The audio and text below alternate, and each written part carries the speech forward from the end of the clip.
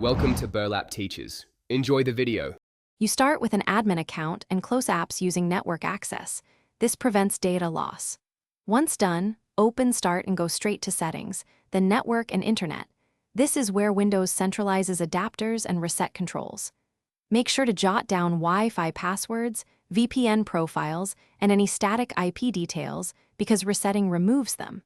You're beginning a full refresh of network state to fix driver and configuration issues, so proceed now with these preparation steps before the reset itself.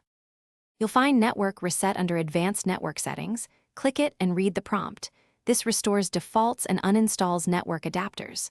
When you confirm, Windows schedules a restart. The OS will uninstall adapters and then reinstall drivers automatically after reboot. Make sure to save work now because the restart is mandatory. While the machine restarts and reinstalls, expect a brief offline period. Once Windows comes back, check Device Manager to confirm adapters reappeared and drivers were reinstalled properly. After restart, reconnect to Wi-Fi and enter passwords you noted. Reconfigure VPNs and any static IPs or custom DNS settings you used before. Check Settings and Device Manager to ensure adapters are enabled and drivers are current.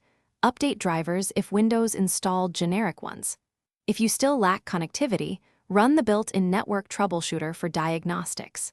If that fails, power cycle your router and modem, unplug for 30 seconds, then try again. If problems persist, consider reinstalling specific OEM drivers from the manufacturer. Thanks for watching. Consider subscribing if this video helped you.